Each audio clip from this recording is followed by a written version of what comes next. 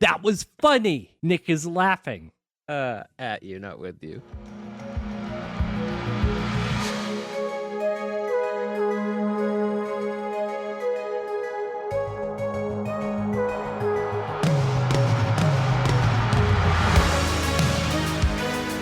Welcome back, everyone, to S1E1, the show where each week we pick a different sitcom, watch just the first televised episode, and forgetting anything we might know about the future run of that show, rate it and decide if it's a show we would greenlight or cancel. This week we're going to be talking about St. Denis Medical. St. Denis Medical has gone 16 episodes with one season so far on NBC.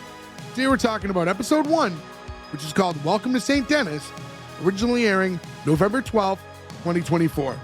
So to get things started, I'm Jay Gags. With me, as always, the boys, Joe, Berg, Nick, and Gordo. What's going on, guys? Hey, yo, hey. Hello. Best breast test in the West.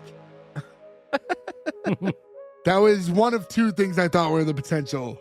There's a few. I had 7 options this week. I'm a nurse, and I have access to good drugs. Well, that's actually one of the first things we hear in this episode, but I'm trying to remember which one of you picked this. Gordo? Yeah. Certainly you didn't see this already. No, but I wanted to see it, and I figured this would jumpstart me into watching modern sitcoms. Can I ask why you wanted to see it? Yeah, what pulled you into this? I got a lot of Facebook ads for it. So I said, okay, cool. That looks kind of funny. I'll watch that. Because this is a show that if it had come out 10 years ago and we all liked it, you'd hate it. Yeah, because this is very much literally in the footprint of The Office, Superstore. Yeah, so Justin Spitzer, But the better. creator of the show, created Superstore, American Auto. We did both of those episodes in the past. So if you want to go back and watch those, he did Gordo, write you for The can't Office say at one it's point. better. It's better because it's not The Office. You genuinely have not seen the other shows, so you can't say it's better. I genuinely have. No, you've genuinely seen an episode of each show. I will say this, though. I lament the loss of American Auto. I'm glad this show got to happen because I do feel ultimately it's a better show. I'll say this, and we covered American Auto, and I thought it would be a show that I would continue to watch when we did it, and for whatever reason, I just didn't watch it after. I think we watched But I think all maybe of it, that's what happened in general. I don't know why the world didn't watch it. It seemed okay, but yeah, it just didn't pick up. I also figured that I shouldn't keep going to the well of really bad sitcoms. Well, I appreciate that. Yeah, because I might fucking kill you. Yeah. So I figured, you know what? Let's switch it up. I was genuinely curious to see this show. To go into a couple numbers, IMDb currently has this as a 7.0. Rotten Tomatoes, critic score 90%, 74 from audience. Yeah, this was my first watch. It looked like it was getting some pretty good reviews. It's already been renewed for season 2. As of our recording, all 16 episodes aren't out, but I think like by the time it gets released, they will be, or the last episode will be like right around the corner. 14 just came out when we're recording. Yeah, and there's 2 more for the season, and that's it. I think I'm caught up. I might be behind 1. This is the first time I've seen it. They renewed this one really early, which is... I mean, you kind of figure they gotta know, like, okay, I mean, Justin Spitzer already has a really good track record, and you can, I don't know, you can just kind of tell. This is also a great ensemble cast. I will say that before we even get into it, one thing that I definitely noted early is this show seems very polished already. Like when we've talked about shows like The Office and Parks and Rec, which this is definitely like, you know, from that kind of lineage, they needed a little time to find their footing. And granted, those shows happened and then it kind of gives you a better blueprint. But yeah, this one seems like right out of the gate, they know what the show is, who these characters are. And I'm obviously with time, the things will evolve and some of these characters will get wackier and they'll introduce new stuff. But in the meantime, I mean, it's already pretty established. I'll leave it at that. Even the characters you only see for like a little bit of time, you completely understand who those characters are. Yeah. Like they really did a good job of making this a very economical 22 minutes where you get the whole show. Yeah, I mean, I saw, like I said, when I saw the ads, like the ads made me laugh. So, and you know what, too? It's a very algorithmic show in a sense that I think our like generation, I could name 10 people without trouble who are nurses, right? That like are our age. Yeah. You know what I mean? There was like a very big boom in that industry. And I think like maybe TV recognized it and decided to make shows like this. And they're going to do well just because of how many people can relate to it. Well, I think doctor hospital shows have always been like, Oh, yeah, for sure. Yeah. like a television staple since like basically the beginning of television. Yeah, Like look at General Hospital. St. Elsewhere, House, Scrubs. St. Elmo's ER, Fire. both ERs. Did you say St. Elmo's Fire? Yeah. He did. That is a movie from the 80s, a Brat Pack movie. I've never seen it. So what made you? Oh, Wait, because I of said St. Elsewhere. You thought you okay? That's why. Because of St. Elsewhere and St. Denis Medical, he just blindly assumed St. Elmo's Fire was a hospital show. Well, it was either that or Sesame Street. A movie where everybody who's in the movie is way too young to have even been like a fucking intern at a hospital. Oh, and there's that other one too, Boondock Saints. That's about a clinic though, right? From Boston. Yeah, that's a fucking Boston hospital guy. Well, with that in mind, this is also a show that if you want to watch it, it's live on NBC every week, but it's also available on Peacock for a streamer. So depending on when you catch this episode, you can watch all the episodes over there. And a quick reminder, www.s1e1pod.com is where you can find all of our shit. So if you are catching us for the first time or have listened for a while, make sure you click on links, subscribe, do all the things, follow us on social medias. If you'd like to buy a shirt, there's options to do that there as well. And we very much appreciate that stuff. We do have a new t-shirt up. It is David Allen Grier saying nobody share a milkshake with this woman, but it's a picture of him from Blank Man doing that. It's our best shirt ever. Shut up and take my money. David Allen Grier is all in the Army now with Pauly Shore. That's a big one too. There's a snake in my boot. David Allen Grier has been in like 200 things. All I know him from is that movie, and I'm gonna watch that movie tonight. I think. In Living Color, though, the like, Oh yeah. the movie reviews on the Living Color and everything. Wasn't he? He was in Jumanji too, right? The original Jumanji with Robin Williams. I don't recall him being in that. Do you know what I remember him being in though? He's the Reverend in Martin. Yeah, he was. That's right. You know, In the Army Now has got a stellar cast: Lori Petty, David Allen Grier, Andy Dick. He was in Jumanji. Who was he in Jumanji? He was Carl cop. Bentley. He's the cop that gets the car pulled into the shit, that's thing. right. Yeah, okay. It's been so many years. That's like the one Robin Williams movie I feel weird about watching. David Allen Grier is so fucking funny. I'm so glad he's in a new sitcom. Yeah, he's so funny. I definitely want to get into this episode pretty quick because I think there's a lot to cover. The only thing I want to mention before we start outside of it is we've talked about Justin Spitzer, now the creator of the show, and we brought up Superstore. Again, we covered Superstore a long, long time ago. I feel like that's one of those shows that's so good and as popular as it was in its run, never got its true like comeuppance and like isn't really remembered much already. Totally agree. Totally agree as well, yeah. And a great rewatch. The humor in this is very similar to the humor of Superstore. A lot of recurring cast too. Yeah, I just feel like that was one of those shows I was like, I don't think enough people are aware how good this show is, and it just never took off the way I feel it should have. And it was a successful show. And I don't know if it's my like algorithm or something, but when I opened, because I watched it on Peacock, and when I opened Peacock, I had to hunt for this show. It was not, you figured this show that's not even. Yeah, I had to like type it in. It wasn't like, it didn't Like pop 3 right up. months into it, like they pumped it a lot, and I couldn't find it. I had to search for it, and when I typed in ST, it was the third option. It's like, why is this not on the front page all the time? I don't get it. I think that's the big problem with these streamers now. It's, you know, it's a whole side conversation we could probably get into, but That's like bonus episode if they're material. not pumping you out, like, yeah, everything's on streamers now. Like, very little is on. I mean, this is obviously on NBC proper, anyways.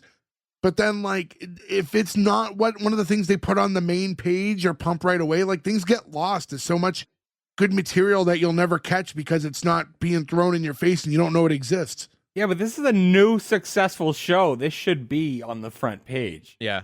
That's weird. I agree for everybody, but I'm sure they've got some algorithmic thing that says like this person, Nick doesn't want to watch that. He'd rather watch this, right? And that's why he doesn't see it. I was gonna say, but like my Peacock should know that I watched all of Superstore. I'm currently rewatching The Office and Superstore. Yeah, Like, there's no so- reason they should think otherwise. But yeah, anyways, I think we should get into the show itself. Oh, one quick thing I wanted to mention. before we get in there, I didn't know who this was. I'm a very much what I guess you'd call lapsed Catholic, right? Like I grew up Catholic. I'm not anymore. I didn't know who Saint Denis was. Did you guys know who that was? Not something I even thought to look up. Is he related No. to Saint No. Elmo? He said, well, instead of a fire, he got his head chopped off, but he was like a decapitated saint. Like he became a saint, right? Because he got decapitated, blah, blah, blah, Catholicism bullshit, whatever. Martyr. His famous statue is just him holding his head, and it's like the best fucking statue ever. It's a stumpy neck and him holding his head. That's Saint Denis. It's a great fucking statue. Because the Catholic Church is based in metal. Let's get into the show. Yes, all right. So to get right into the first scene, we first meet Alex, who is like the head nurse in this hospital, and she's wrapping up with a patient. And she's telling him, all right, well, I got you a packed lunch and some treats from the vending machine that are on me. And here's a number for a drug treatment center. And she's saying, this is like the fourth time this guy's OD'd. So she's like, can you please call this time? He's like, no, I know, I'm going to call. Hey, I really want you to lay off these drugs now, okay? He's like, yeah, I know. And then I noticed as she's saying, like, if anything happened, who'd come and bug me and use all my quarters, right? And she gives like a look to camera. Right off the bat, we're seeing, okay, this is mockumentary style because we're getting an acknowledgement of camera within the first 30 seconds. Yeah, and they go full on. We get the talking heads, we get everything, which this style of show, like a workplace comedy that is mockumentary style, just works so well. Not to keep talking about Superstore, but I think that would have benefited. I think that's what rubbed a lot of people the wrong way is they thought it was going to be another mockumentary, and it wasn't. Yeah. I love Superstore, but I agree. I think it would have been better if you had that element to it.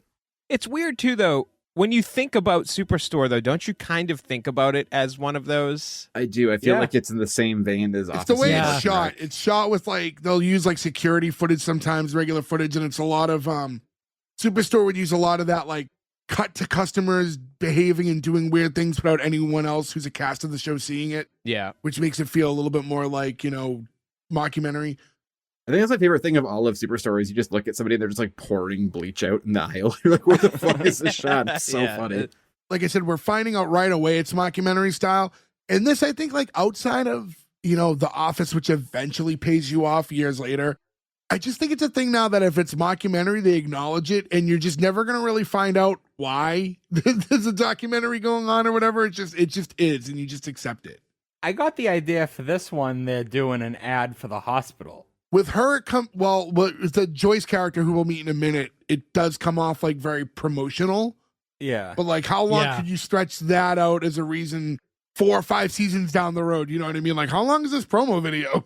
Yeah. So to cut back in now, she's telling him like, okay, so no more drugs, right? Promise? Yeah, I promise. He's like, okay.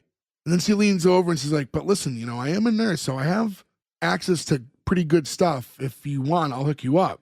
And he goes, yeah, I'll do that. She's like, no, that was a test. And I'll say, it got me. I thought because I don't know her character yet, so I'm thinking like maybe that's just her gig. So she tricked me too. I love the writing of this because it feels so natural. I love that he says, yeah, let's do that. Like that's so drug behavior, and her going, no, man, felt so real and not like a character. I don't know. I just felt like she was like a real person right here too. Yeah, and so she eventually walks him out and she's like, let's practice this again. And they're talking, and we get into her first like talking head interview. And that's when we find out she's the supervising nurse on the floor in the hospital. She's telling you that when she was a kid, she just always wanted to be a doctor. And then when she was in college, her nan got sick. So they spent a lot of time in a hospital. And that's when she realized that nurses were the providers of the care in healthcare. She eventually became an RN and she loves her job. And I will say too, Allison Tolman, I don't know if anybody she's very recognizable because she's in a ton of stuff, but the first season of the Fargo TV show, she is so fucking good in. I never saw that, but I wanted to. Never saw that. There are multiple seasons in. Every season's very good. They loosely kind of go back to the story of the movie in different time frames. They're all different eras of time. And hers is really, really good. I've actually never even seen the movie. What, you've never seen Fargo? Holy shit, No. dude. Oh we my have to go Fargo's God, a great Ferg, movie. even I've seen Fargo. What is wrong with you? Do you even watch movies? I don't believe that Gordo's seen Fargo. I right don't now. either, yeah. I have seen it. It stars, what's his name? Rob Schneider, not Schneider. Rob Schneider? Yeah. Off to a good start. Carrot. Steve Buscemi. Yep. It's about a murder. in Fargo, North Dakota, and they throw, and I vividly remember they throw someone in a wood chipper. Yeah, I vividly remember that too. That is the thing everyone remembers about that movie. Yeah. Yeah, my old apartment, when I lived at the Igloo, we used to have a Fargo poster, like right in the like living room into kitchen area. See, Gordo, I'll admit when I haven't seen a movie. Yeah. I do too. I admitted for the past couple of weeks I haven't seen movies, and you guys have ragged on me. I can't believe that you've never seen the cinematic classic Fargo. I can't believe you've never seen Top Gun. I still don't believe that Gordo's seen Fargo, because everything he said is like all of the cultural points of that movie, but Ferg, I do think you'll really like Fargo. I'll watch it. It just hasn't happened. So anyways, And buy our new Gordo hasn't seen Fargo t-shirt, please. Far Gordo. as this talking head's continuing, we're seeing like a lot of different shots of her working with other patients. You know, as she's still talking, the talking head's continuing, but we're getting the cutaway shots. So you're seeing her like give someone like a shot in the ass, and another patient like tossing her food like from the tray like onto the ground. Her wrestling a guy with an oxygen mask on, or who's trying to smoke. I laughed so fucking hard at that. Anybody who used to be a smoker understands that so fucking hard too. I remember when my grandmother was on oxygen, we used to have to fucking... You could tell she was still smoking in the house because it reeked of cigarettes still, and like we'd catch her all the time. It's like old people just get so addicted. It's like, fuck it. It's like, you're gonna blow up the house, Nana. Like, stop. Yeah. I'm not saying like that they should just accept it, but like you would think they would figure out a better way now, knowing that like that is the case. Like, as much as you don't want to be like, hey, you can smoke with these new ones, but be like, hey, we know this is gonna happen, so we've created a safer situation to not, ruin the lives of anyone in the area. Made you these nicotine oxygen tanks. So I thought that they have made better oxygen machines. Like you guys seen the videos where they pull the air like from the air itself? They're way less dangerous than they used to be. Yeah. And like I've seen people fart into them. I've seen that same exact video. I know what you're talking about. Unfortunately, probably because of you, I've seen that video, is a guy and his grandmother. Yeah. The thing is, though, is like it doesn't matter where it's coming from. The tubes still expel straight oxygen, which is very flammable. So like it can travel the line and just light everything on fire, including your face. I mean, my dad is retired now, but he was a firefighter. Multiple stories of people smoking and blowing themselves up with oxygen tanks. Yeah, like, because you have to, obviously the fire department comes and it's usually just like, well, what happened? Well, here we are. I mean, we've all seen Jaws. I mean, that's what takes Bruce out at the end. Smile, you son of a bitch.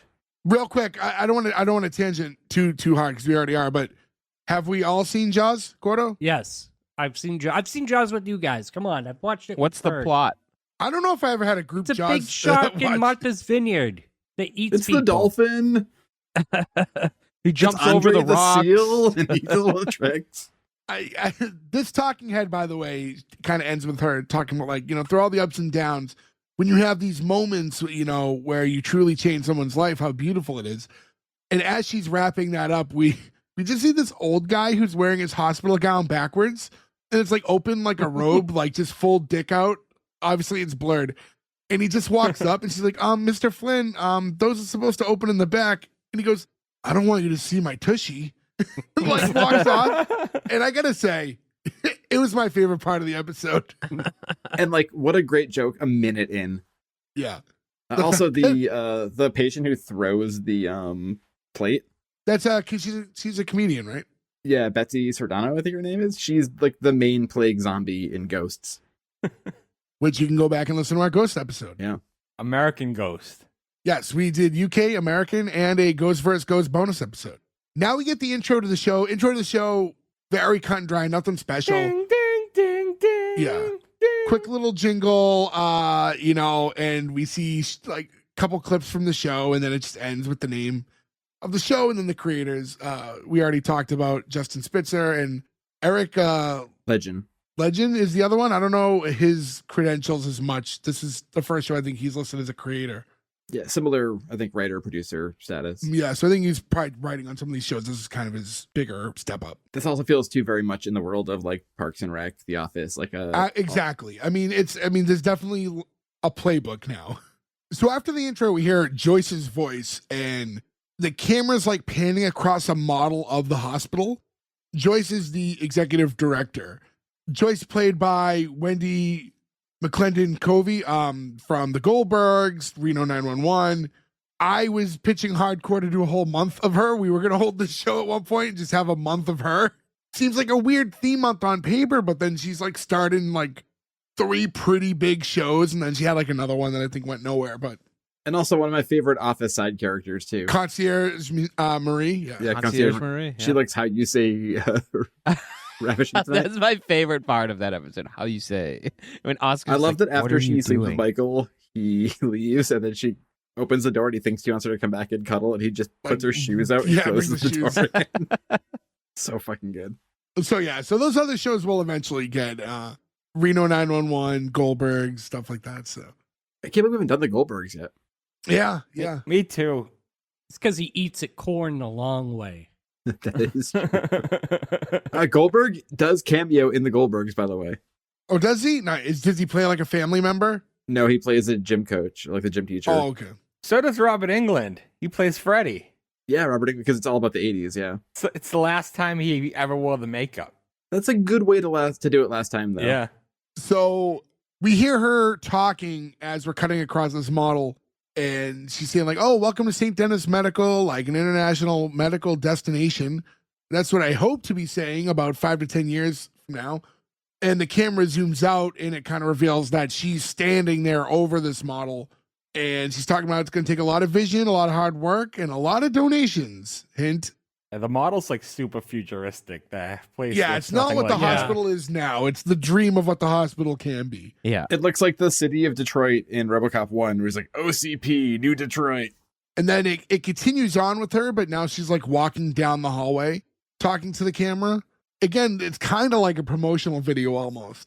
And she's talking about how they're a safety net hospital, which means that they provide care to everyone, regardless of insurance or financial status. So it just means that they have to work a little extra hard sometimes to stay positive. I think that's a good note to add to the hospital because it will explain a lot of like random weird situations later.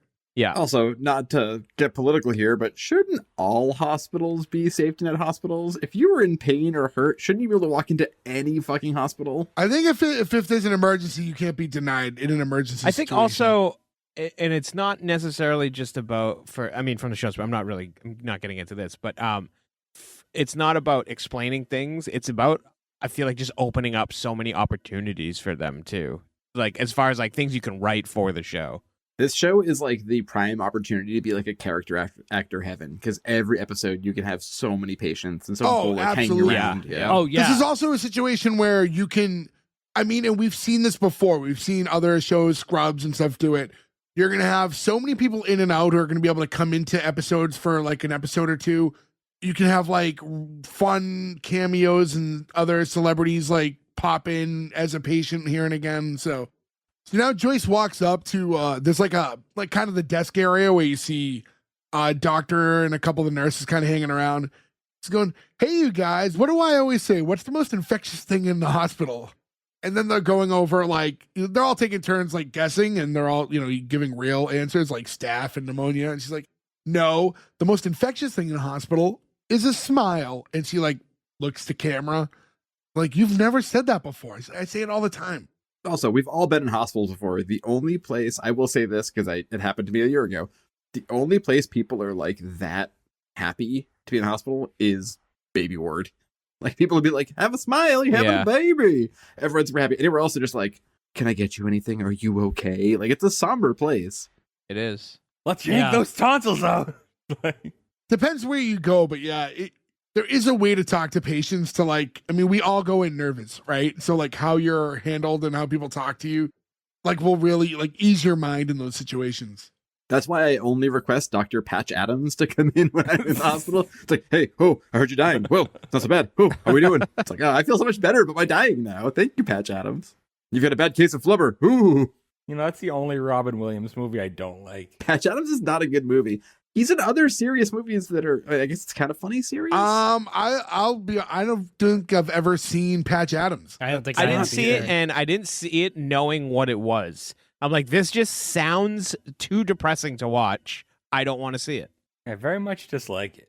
Yeah, there was that little error where he had a few movies I think I skipped, like when he was like the perverted photo developer. Oh, 1 hour photo? Yeah, That's One Hour Photo's a good movie.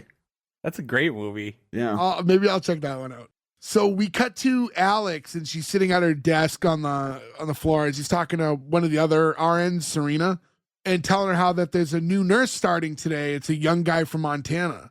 And then Serena's like, ooh, Montana, yeah, bring it to me. And she's like, like humping at the desk and stuff. And she's like, stop it. And she's like, what? Stop what? And then Ron walks up, which is David Alan Grier's character. And he's like, you okay? And she's like, yeah, I'm just dry humping the desk, imagining I was a Montana nurse. It's like, oh, cool. I kind of like that she didn't get shy in that moment. Yeah. She didn't like back down from it. I think it just kind of shows how well they know each other too. I like David Alan Grier in his full white beard, bald head stage. Yeah. Yeah. Nice. I do love too somebody thinking somebody is going to be sexy because of the state they're from. You know what I mean? It's such a fucking funny Ooh, thing. Montana, how exotic. Oh, he's from Montana. I'm gonna fuck that guy. I'm like, oh yeah, it's a massive state. So now Ron's telling them, hey, so apparently I ordered so much Postmates last month that they sent me a gift card. The one girl's like, sweet. And I was like, I don't think that's more like a sad thing. He's like, yeah, no, I'm leaning towards sad too, but Burgerville milkshakes tonight on me. Does Postmates to anybody else feel like a paid plug? It does. Probably, Yeah, because a they would have little said bit. Uber Eats or Right. Grubhub or If anything somebody had else. gone to your head and said, where do you order food from? You'd be like, Uber Eats. DoorDash. Well, you know what, too? It could be, I'm completely talking out of my ass, but like, when you find out that like a company is owned by another company that owns these 50 companies, there's probably something that goes through the standards of practices of whatever production company or through the network that they're like, hey, we have like a link to this one. So if you're going to, whatever was in the script, like there's the people who check it, like use Postmates instead of Uber Eats or Grubhub or whatever they said. There's also NBC too, who's part of like GE and a million other giant things. I'd like to know just how big this gift card is if it's going to buy everyone on the staff milkshakes. Yeah. Like, how much Postmates did he get? I will say this. I only eat one meal a day, but most will eat 3 meals a day, right? So if you work 5 days a week and you eat 3 meals a day and you're ordering $30 worth of Postmates 3 times a day, that's a lot of money. That's what. Yeah, money, it goes quick on those. You only eat once a day? I only eat 1 meal a day, yeah. I have a mini kind bar in the morning with my coffee. I have a couple handfuls of nuts or maybe a little, what do you call it there? Like a trail mix in the mid-afternoon. Nuts? These nuts. Oh. Had to literally feed that joke to Gordo. But you only feed it to him once a day. So yeah, Ron's offering everyone a milkshake on him now. Alex is like, oh, not me. Like, I'm out at 4 today. And he's like, you're never out by 4. You stay past your time every day.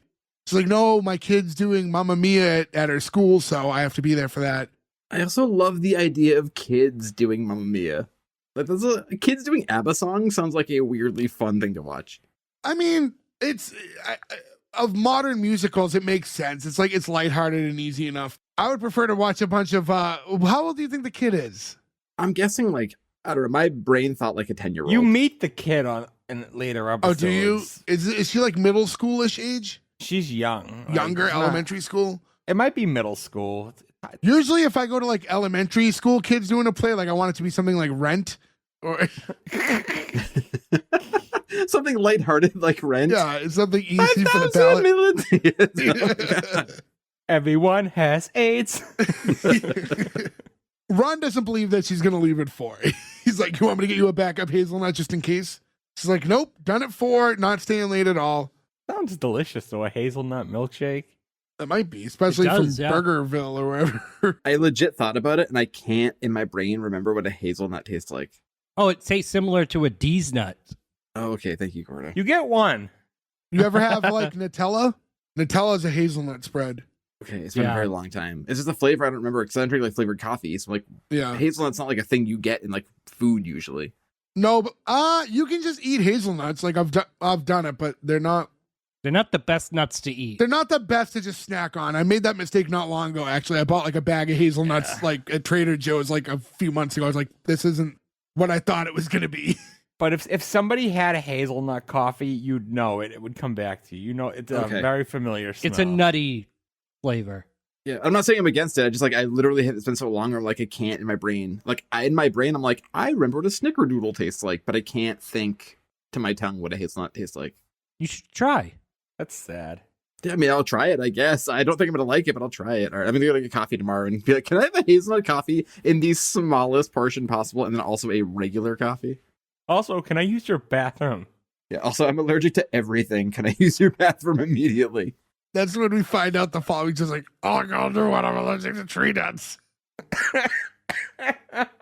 When I found out that I had like a life-threatening allergy to shellfish, I think about it sometimes where I'm like, my boss at the time who was like, what's happening? What's going on in our hood? He was like probably 25. You know what I mean? And he's like, to me, he's an adult because I'm 16 and I'm on the floor going, I gotta breathe, I gotta breathe. And Trump dude was like, I don't know what the fuck to do because I'm fucking 40 and I wouldn't know what to do. All I can think about is Pierce Brosnan and Mrs. Doubtfire. Like, Help is on the way. no hot pepper on mine. I'm allergic. Also, who's allergic to pepper? He doesn't say hot pepper. He's like, no pepper. I'm allergic. Oh yeah, no pepper. Just pepper in general. There's no food cooked without pepper, like 99% of the time. Going right back to Robin Williams for some reason, where and then he puts so much on the shrimp that there's no way you wouldn't be able to tell before you put it on. Oh yeah, like giant speckles of black on it. You're like, I don't know, man. Again, back to Ron. After Alex is saying, no, I'm not going to have one. He goes, all right. And then like loudly to anyone who's like within an earshot, he's like, no one share milkshakes with this woman. And then tells her to put her hand up. This one over here, Nurse Alex, no milkshakes for her. And at this point, I'll say his character, like, I don't think we got like a full grasp of it in this first introduction to him. So I'm like, oh, this is kind of depressing. He's like bragging about his gift card to the milkshake thing and being annoying when she doesn't want one. So like this, I felt like this scene painted him completely different than how he ends up being later on. I like that though, because it gives me like a redemption arc, right? Where at the end you're like, okay, he's like the dad of everybody. He's just that old doctor that's seen it all. He's had enough, and he likes you if he likes you. If you don't like you, don't like you. He's like Dr. Cox, except less angry. Yeah, I got the Dr. Cox vibe, but just not as like aggressive. Yeah. I had an older doctor like that who was my PCP for a while, and he was amazing. When he retired, I was like genuinely rocked a little bit. I was like, I can't start over with somebody new. This guy is like perfect. Alex's next talking head, she's explaining how she recently got promoted to like supervising nurse. And she's like, yeah, it came with a small pay bump and a large responsibility bump. So it's been difficult. That whole talking head really resonated with me because it's a conversation I've had like with my employer in the past about like moving up and stuff and like, without, saying the company I work for, but it's also a place where every promotion comes with like 10 times the responsibility with very little extra money. And I've always been like, I just don't see the value unless you're someone who is like motivated by your title. I go to work for money and that's it. So I don't need the title if it's not going to pay me significantly more money. I'll just pick up an overtime shift. I mean, OT is a big deal. You lose out on that to go if to you salary. work somewhere where that's like available to you know what I mean? Yeah. Yeah. If you think of like being a cop or a firefighter, like one of those sort of jobs where like, if you're the chief, you can't go do traffic duty, you know what I mean? But if you're just like a regular cop, like you can do that every day in your day off for hours and get overtime pay. Yeah, there's those guys who do like those like, yeah, this construction work or they're doing detail, like just helping with the line at Dunkin' Donuts, like for the traffic. Right. And it's like they're getting paid like crazy OT. I mean, think of, we've all been there before, right? You're like at a show or something, right? And it's like in a big, very packed club and you look over and there's clearly like cops and fire department guys like hanging out. You're like, they might hate that show, but they love that double time pay, right? And like, that's like something is likely not going to happen. But yeah, I was going to say, fire, when most of the time nothing happens anyways that requires them to do anything, yeah. But when it does, it must fucking suck so hard. You're like, oh, god damn it. Next scene, there's like a line of customers like outside or pay customers. You calling them customers? That's what they are. Are they not customers? It's what they are. I would say patience would be the word I would use. But... And they're at like the front desk. They're outside. They haven't made it like back yet. The woman at the front, Rhea Perlman. not Rhea Not Perlman. Rhea Perlman, you fucking idiot. It's Mindy Sterling, who you would know from the Austin Powers movies, Frau. Oh, okay. Well, she looks just like Rhea Perlman. She does look a lot like her Rhea hair's Perlman. a little longer than like, and well, she's as probably a foot taller. Rhea Perlman is The way she was exceptionally slumped short. down. I mean, at she the is desk. slumped because she is, but yeah, Frau Farbissina. To give Gordo credit, I thought it was Rhea Perlman too. I'm just messing with him. I'd also say she's probably at least 10 years younger than Rhea Perlman too. I just thought Rhea Perlman aged well and got like surgery because they look very similar. You thought that's why her and Danny DeVito split up? She's like, she's feeling herself these days. She's like, I got a facelift. I don't need you. She's not significantly younger looking. Yeah. Didn't they just get back together again? Like, Yeah, they're not. I think they are. They're I still thought they together. were just like, they got like a weird, like, we're not together, but we're still good friends or whatever. no, they tried that, and I think they're back together, just not married. Oh, what a wonderful story. The internet always knows when people break up, and for both of them, it just says married 1982. No dash in there. Oh man, right? Like the height of Taxi too. I love it. And right before fucking a year before Cheers. Oh man. I know. Yeah, they really met like before everything. So it's true love. Not Rhea Perlman again, but Mindy Sterling is in the front of the line. She's like, I've been here for 3 hours already. And she wants to be seen, but the woman at the desk is like, obviously, like, we prioritize based on what's going on. You having pain in your leg doesn't take priority over someone with the spleen that exploded. And she's like, well, my spleen hurts a little bit too. The person at the desk, by the way, is from Superstore. I think it's Kaliko Kauahi is her name. She's great in Superstore. You feel so bad for her the entire time. And then she meets Jerry, and then it goes wrong with Jerry. Like, oh, it's... But she's at the desk here. It's actually nice because you're seeing her in a more assertive role. She was such a pushover in Superstore. Yeah. But yeah, she's saying that her spleen hurts. She's like, ma'am, where is your spleen? And while this conversation's happening, what we come to find out is the guy, Matt, who's the new nurse, is showing up for the first time. And he's standing at the front of the desk. So he like kind of just runs right up because he's trying to, find his way to work. She's like, it's right here. And he's like, no, lower left side. And she like moves her hand, but sometimes it hurts over here too. She's like, it migrates. That's my favorite introduction in this episode is like him, like you immediately root for him, right? Because he's like trying to help this woman. No, I hate his fucking guts. What? No, I like that he's trying to help. I guess I like that he's trying to help this woman. I hate him throughout this episode. As the character. Yeah, I do too. I mean, I will say I feel like he probably shouldn't have gotten this job because he doesn't seem very good at his job. I'll say that's about the show as a whole. I think they show you like multiple sides of every character, right? Like, so they kind of give you a reason to dislike and like almost everyone at some point, which is kind of interesting. But almost every character down the line does something that makes you kind of a little cringy and then also like heartwarming. It almost every single character, as I think about it, it's kind of weird. With him, it's not a too dumb to function, but it's on that level of why I don't like him. Like it's he shouldn't have this job. It's hard for me to believe that he made it out of nursing school. If they said he was a resident and or like a intern or whatever, I don't know. That would have made more sense. A resident, yeah. I don't know if nurses have residents because I'm an idiot and I'm not smart enough to be a nurse, but That's true. I also don't know that. I don't think any of us know that. Yeah, I don't think you're an idiot, Cordo. I think that's just like not our field we work in, so but we don't I'm know for sure. Almost fairly positive that there is some type of residency. I mean, doctors do residency. I imagine registered nurses have to as well. We'll find more out about this character kind of as the episode unfolds. So what I thought was interesting here with Matt was after the girl at the desk kind of shoos away this patient, he's like, all right, great. Like, and he's trying to tell her like, oh, like I'm new today. Like, and she's like, no, next in line. He's like, no, I'm not injured. She's like, good. Then you have no problem walking to the back of the line.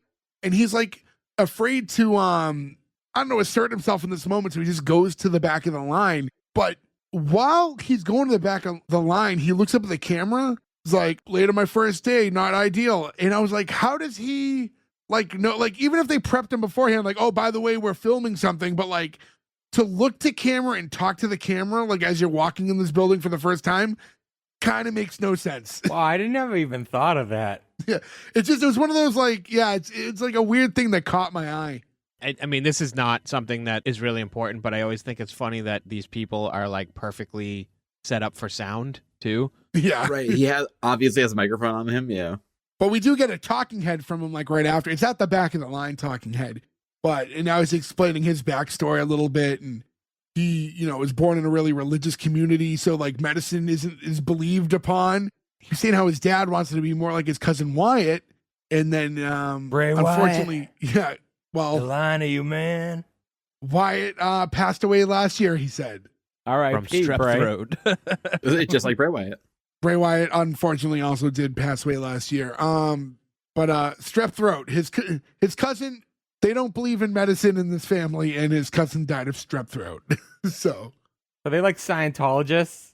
They could be Christian scientists. if They you're like could a be- real old Christian, like Yeah. some old school Christian stuff doesn't believe There's in like a it. non-medicine thing, but we also were at a point now too where like people are dying of measles in 2025. So who fucking knows what's going on? After that, we cut back to Joyce, who's she's like taking like she's doing another like walk and talk with one of the cameras, and she's saying like, "This is the beating heart of St. Denis, our world-class emergency department." And she said how it doesn't look fancy, but they have some of the best doctors in the country. And then she goes, "Well, Oregon, well, like cut out Portland because they're like kind of big. So like other than that, we have some of the best doctors in Oregon." Has anybody ever been to Oregon? I never No, have. I haven't. No. I've never touched the Pacific Northwest. I've never even come close. I want to go out there though. No, yeah, I've been to Washington State. I've gone to Seattle, but yeah, I haven't made my way to Oregon yet. Did you visit the railroad house? I did not visit the Real World House, unfortunately, while I was there. Had I known, we were at Pike's Pier where like they throw the fish, which is where they worked. That's what like the first Starbucks and stuff is too, right? Yeah, right across from there. Yeah, we went in there as well. That was a very weird season of The Real World. Seattle, that was like that's when the dude slapped her in the face. And that guy ended up getting arrested later on for prostitution, I want to say. No, you know what's funny? Ironically, this is a really weird tangent. As she was leaving the show because she had like Lyme disease or whatever. Yeah. And as she's like leaving, she's walking with the guy, Steven, and she's like, "Oh, relationship would never work out between us." She's like, "Because you're a homosexual, Steven." And he's like, "Oh, you think I'm a homo, huh?" And he slaps her in the He face slaps her in the face. It's fucking crazy. pretty hard. Gets kicked off the show. By the way, find out soon after, like, he's super gay, like, out in real life. Like, he was a homosexual. He probably just wasn't out yet. I thought he got arrested, Yeah. though, for, like, prostitution or something in that realm. Oh, I don't know. But he was, every time they did reunions after, he was, like, out about his sexuality after that. So, yeah, no, interesting season. I remember there was, like, the dude from Boston, too. The in Miz? that one. No, The Miz is not from Boston. That season was Return to New York. I love that season too. Anyways, so she walks up to Ron and she's like, "Ron, you've been here, what, decades?" And he goes, "Centuries." Which I don't know, something about his delivery I thought was really good there. And she's like, "Well, why don't you tell us about like a typical day in the ER?" And she's like, come on, the real info, give us the raw. And he's like, "All right, well, I just examined a patient with a heart murmur. That took about 2 minutes. And now I'm going to spend the next 40 minutes filing out electronic health records." Oh, all right. Well, Ron could be a little grumpy sometimes. I love her character. I love his character, though, because, like, the bureaucracy of that shit sucks. Like, your job is Yeah. being a doctor, but you have to also do 40 minutes of forms for everything Right. you Like do. that should be someone else's gig. Like you Right. scratch it on a paper and someone else enters it. But then, she's like, he's kind of like Dr. House. Now here, like, please, he wishes he was House. And that's the first time we meet Dr. Bruce. Bruce is my favorite character on the show. Yeah. He is amazing in this, yeah. Bruce He also from Superstore. He was the pharmacy guy. He also Oh, plays shit, he Kano was. in the new Mortal Kombat movies. Yeah. He's the only good part about those movies. The second one's coming out soon, too, right? Yeah. Yep. Can't wait. So Bruce is he's definitely someone who's like excited for this whatever this camera situation is that they're recording at this hospital. He's trying to be like a celebrity doctor of sorts. We find out he's a trauma surgeon, and Joyce is saying how lucky they are to have him. He's like, "No, I'm lucky. I'm lucky to have these gifts." Like his hands, he's like, "I do what I can, and sure, if saving someone's life makes their day just a little bit brighter, then it's all worth it." It's like, oh, saving their life made the day a little brighter. Yeah, because the day happened. If I go into surgery, I want a guy with that fucking mentality to do That's the surgery. true. Yeah. Like, Yeah. I'm not mad at him because I'm like, yeah, you are saving lives. If this is what makes you confident to do a good job, do not give a shit. Right. Who's that guy in Scrubs? What do they call him? Is he the Todd? The Todd, yep. Yeah. The Todd, I could yeah. kind of see him in this guy. Yeah, it's a similar. And that's something they also explained in Scrubs is like the surgeons are the jocks of the hospital, the Yes. confident Yeah. ones, and the doctors. I don't want to say the nerds, but like it's just that's the dichotomy in hospitals. Whether it's really like that or not, I'm not sure, but yeah, it's being portrayed very similar here. Then you get a talking head from Ron. He's like, "Do I like being a doctor? I used to." It was weird. Like he was in real time realizing it. And then he said that then he just found out patients are like old beat up cars and you fix them up and then just something else goes and you go, "Oh, that's so true and terrible." Yeah. This line really got to me where I was like, that is the human condition. Like we are that sucks. He's like, "I'm just a glorified mechanic." You hear people like, we think the next human to live to be 120 years was born last year. And you're like, nobody wants that. Like, I imagine being 120 is not an enjoyable existence. Like, I feel like at a point we have to give up, I guess. I don't know. That's depressing as fuck. They've been saying 120 is the new 110. Oh, he looks like a 110-year-old. Oh, he's so young. Pull my pants. Pudding. Mr. Stewart. Oh, Rod Stewart. Now we cut to like a walk and talk with Alex and Serena. And Alex is like getting ready to leave. And she's like, "All right, so you're going to be the ranking nurse. So if anything comes up, like call me. If I don't pick up, here's the number to the school. If the school doesn't pick up, here's the number to the restaurant across the street from the school." She's like, "You're fine. Like, don't worry about it. Get out of here." No, she says the bar next door, which I think is a much better thing to say. Like, if this sucks, I'm going to the bar next door and I'll tell my kids I was there. I didn't take it as she was going to the bar. She's just giving you every available nearby number to find her. At this point, even I'm getting mad. I'm like, leave. Get out of the fucking hospital. That was something obviously this is going to come up a lot more throughout the episode, but something I struggled with the entirety of the episode was I'm too frustrated with her character. And like, you get that she means well, but it makes her, it feels like her priorities are off because like, as she's trying to walk out here, you're seeing her like look out and like, she's saying all this stuff to Serena and seeing another nurse with a patient, and she doesn't like the way that like, I think she's just giving him an IV. She's like, "Oh, she's twisting it. Hold on, I'll do it." And she runs in the room. And now you see her in the room, like taking care of this other nurse's work. And like the other nurse is just like staring like at camera, like, "Do you see this shit?" This is crazy too. We've talked about it before, like where some jobs you have are your job no matter what. If you leave for a week, you come back, that shit is still on you. And that makes going away for a week really fucking hard. You know what I mean? And some jobs are being like, you work in retail or whatever, and that shit gets done while you're gone. You come back into a new day. In a hospital, you are this is today's stuff, and you leave. There's new patients, there's new things every day. So her character is stressful because you're like, just leave when you come back tomorrow. Like, there are other competent people handling this. I understand the idea that if you think you truly do your job better or understand things better in this field, it could literally save someone's life or make them feel infinitely more comfortable or whatever it is. Sure. So I guess if you're that passionate, I can see how it's tough to step away sometimes in the moment. But what we see is her doing an IV, not her like. Yeah, exactly. And that's how, because she's controlling, you know what I mean? And she's saying in her talking head how she doesn't think she's controlling, but obviously she is. After that, we cut to Joyce again, and she's like walking into a room, and we see a few people with her that are like bringing a large item into the room as well. And at the time, you don't know what it is. It could be like furniture, whatever the way they're talking about it, because she's saying, "Well, we could put it here, but like I think maybe it'll work better with the feng shui of the room if we put it here." The other guy's like, "Well, what if we put it here because that's where the outlet is?" And she's like, "Ah, yes." And then when you see her doing her talking head in front of the room, like a second later, you see that it's actually a gigantic medical device. So like it needed to be near the plug from the jump. Like, it has to be near an outlet no matter what. I also love that she's got so many pinks as paint samples on the wall, and she's using a silicone breast and a picture of ovaries to figure out which color will match the wall better.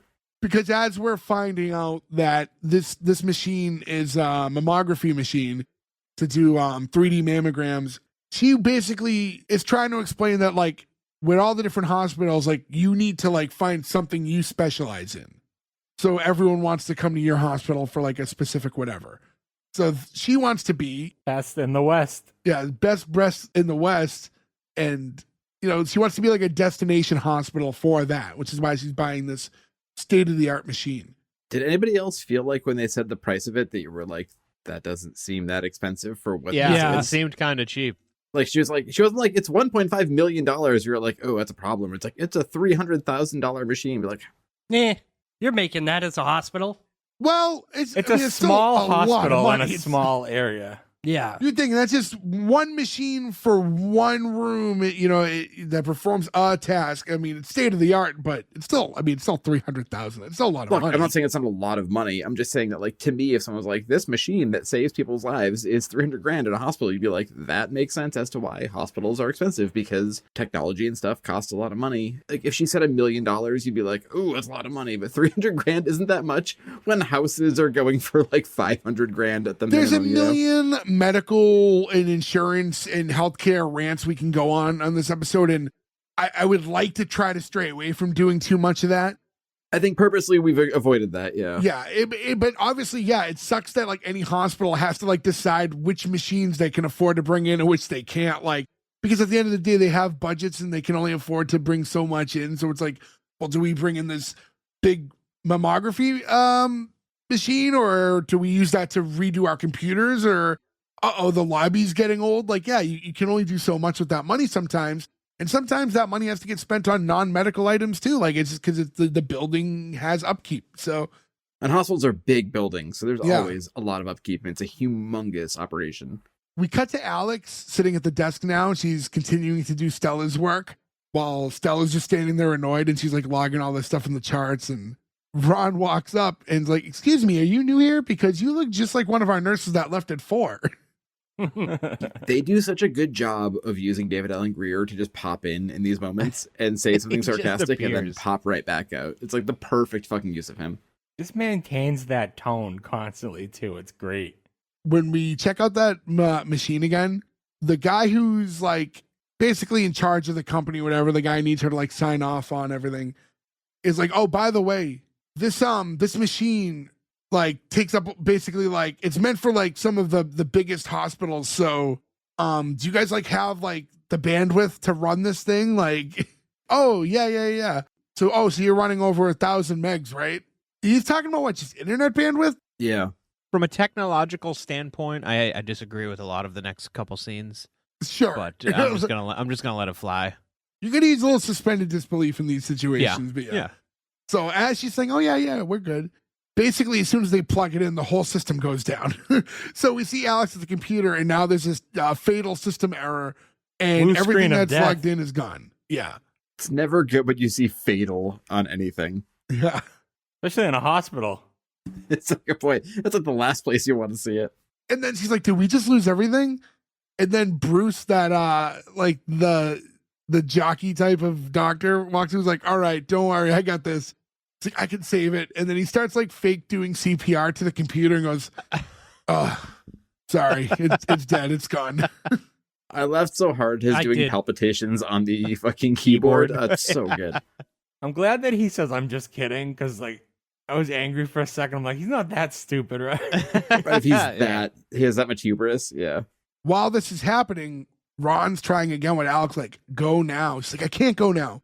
He's like, this doesn't have to be your problem. If you leave now, it won't be. Go now. And then as soon as he's done saying that, Joyce runs in the area. She's like, big problem. Like, Alex, come with me. I need you. And he's like, up, and you've missed it. Good, Alex. You should have fucking left. She should have fucking left. Yep.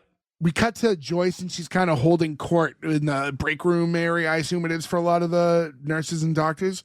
She's like, listen, I don't know why the system went down, but IT's on the case. Obviously, she does know why the system went down. Yeah, she's like bold-faced lying to all of these people. Yeah. And they're like, well, what do we do in the meantime? Like, all the information's on the computers.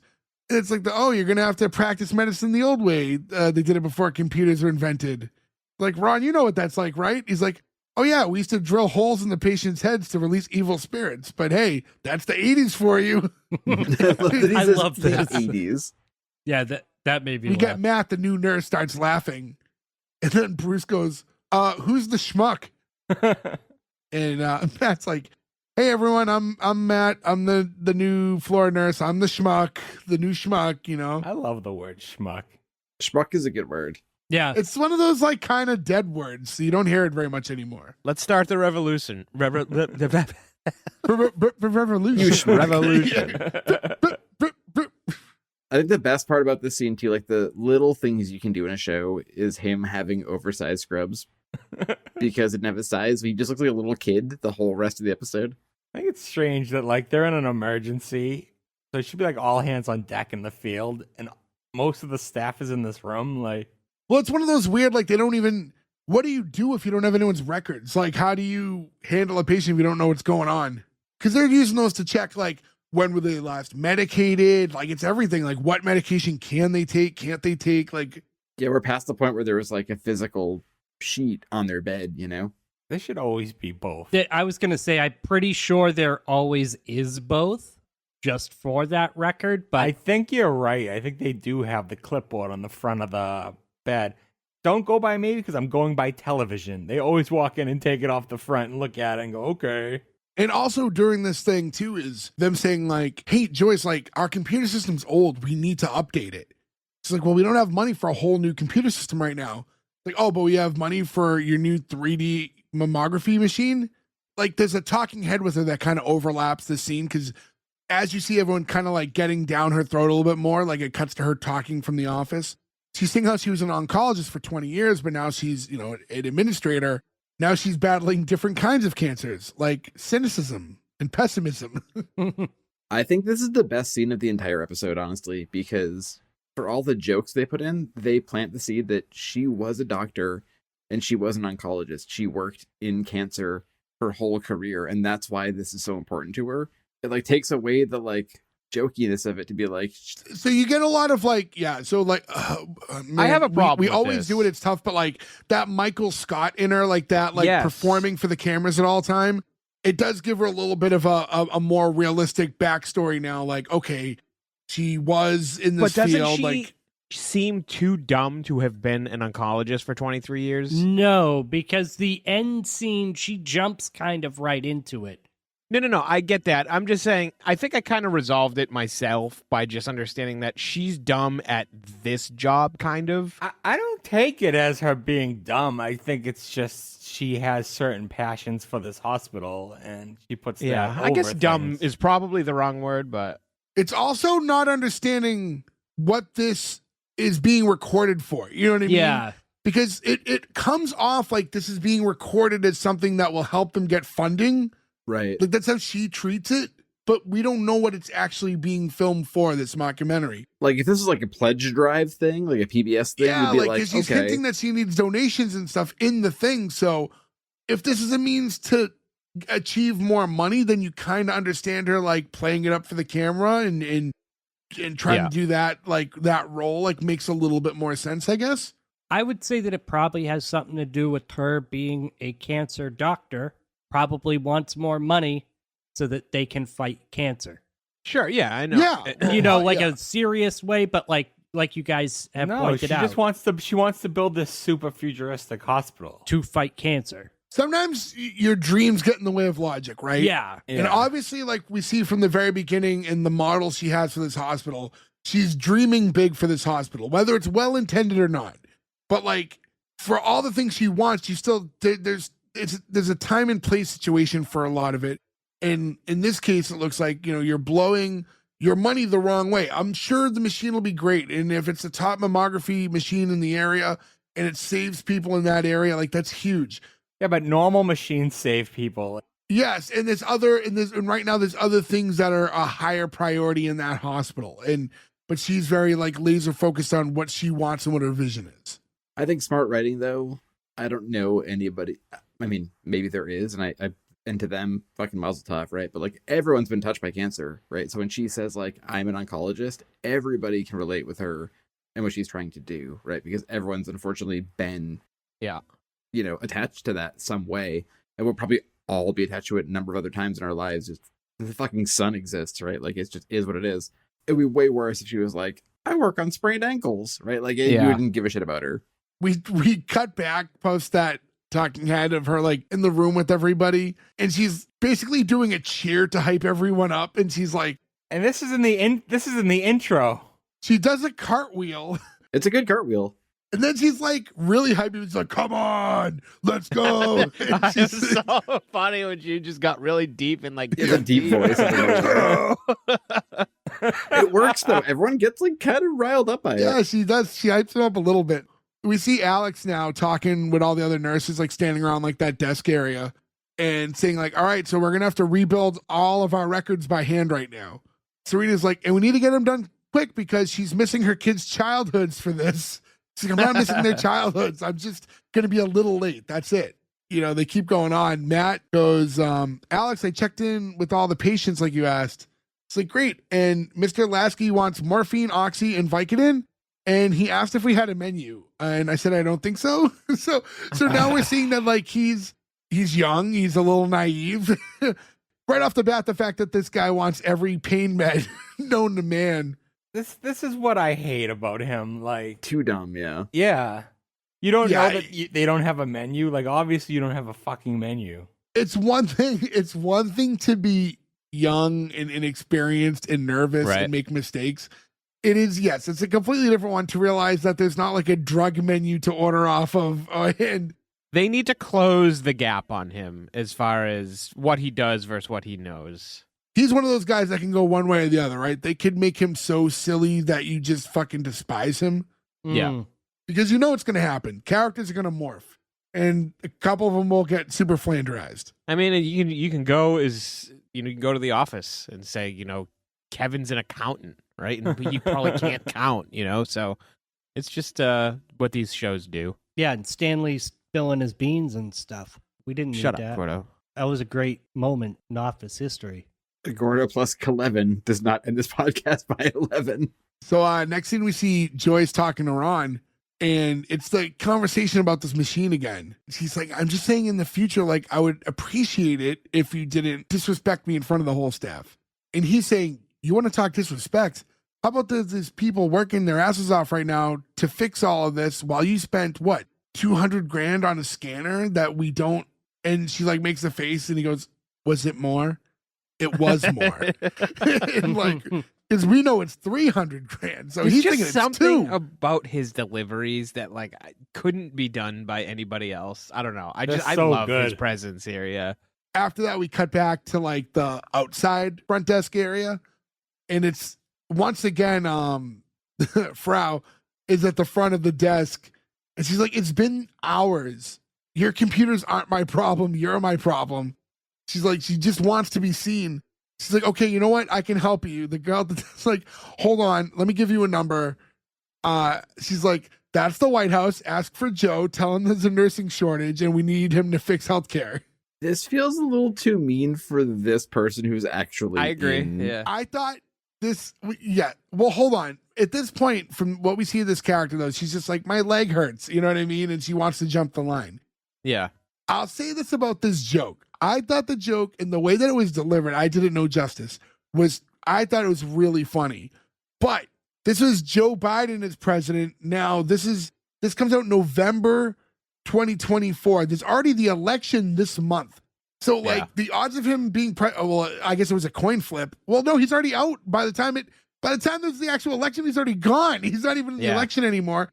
Well, they didn't write it at that time, though. Yeah. So you figure when they film it, yeah, but it's just, it outdates itself so quickly because of the timetable that you almost wish like they're like, you know what, that's a funny joke. Let's hold it.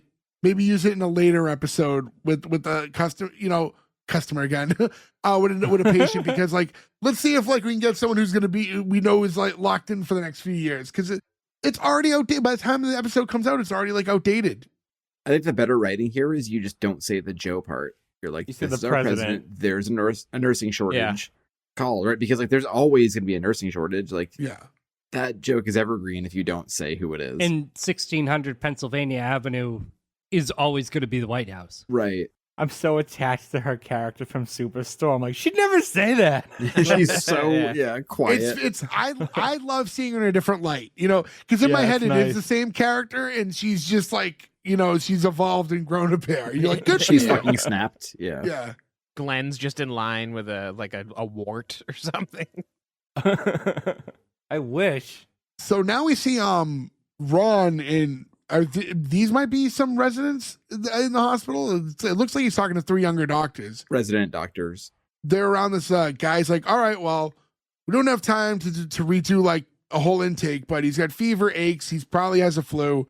So let's give him some liquids and, call it a day essentially. And Bruce walks over and he's like, unless, and forgive me, Ron, but things aren't always what they seem.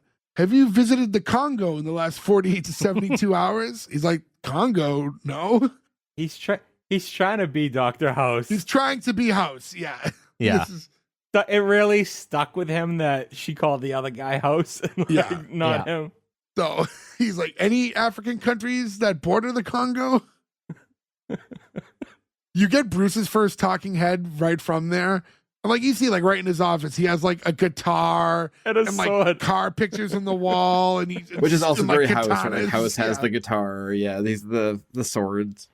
It's like a nice Les Paul too, right? Or it was a Gibson. I don't know. It wasn't. It's Les a Paul, Gibson semi-hollow. I couldn't see exactly what kind, but yeah, a very expensive semi-hollow, which I have watched once at a show. I played him at the All Asia. The kid who had that guitar, which is like a multi-$1,000 guitar, he stepped on the chord as he was playing, and because it's semi-hollow, he pulled out not just the input, he pulled out like 6 inches of the guitar, and we were all just like, and he's like, "Can I borrow a guitar?" And everyone was like, "No, sorry, you guys are done now." And his talking head, he was just, it's what you'd expect from his character. He's saying how surgeons aren't just doctors, they're detectives. He's saying how they're like Sherlock Holmes, and does a pretty shitty Sherlock Holmes impression. I'm kind of sad the new Sherlock movies didn't get a better reaction, because the Will Ferrell ones? No, he's the what's his name? Robert Downey Jr. I just say the Will Ferrell ones I know are. Oh no! There's just one, and it's terrible. It's him and John C. Reilly. It should be funny, but it's that was really called Watson bad. and Sherlock, right? Something like that. Something like that. Yeah, it's not good. So now we're cutting to Alex, and she's filling out like those manual files while she's on the phone with her husband. And he's like, "Hey, you coming?" He's like, "Oh, I'm sorry. It's just I'm trying. It's just a disaster here." And he's going, "Listen, the lead girl got sick. Ella's the understudy. She's going to be playing Donna." It's like, "Oh my God, she's freaking Donna. She's Donna." Which I've never seen Mamma Mia, but I'm assuming Donna is the main character. So yeah, me too. In Mamma Mia, the movie, Meryl Streep played Donna. I don't think she's the main character, but she's like a big one. So who's Mia? Well, ABBA is an acronym. It's like Benny, Bjorn. I forget the 2 girls of the other names, but like I imagine, because that's not. I've never seen Mamma Mia. I like ABBA, but I've never seen that play. But I imagine that like the characters in it probably are named after the 4 members of the band. I have no idea. I couldn't even speculate. ABBA? Yeah, it's ABBA. It's like Benny, Bjorn. I forget the 2 A's. But obviously that's not. Agnetha, Bjorn, Benny, and Annifrid. Annifrid. Yeah, that's one. That's not a real name. Any name is a real name if you assign it to someone. Like Also, they're like, they're Swedish names, so they're probably just like, Bjorn just means bear, right? It's just like a regular name there. All these billionaires naming their fucking kids like Bleep Bloop and stuff now, so. And none of them will sing a song anywhere near as good as fucking Waterloo.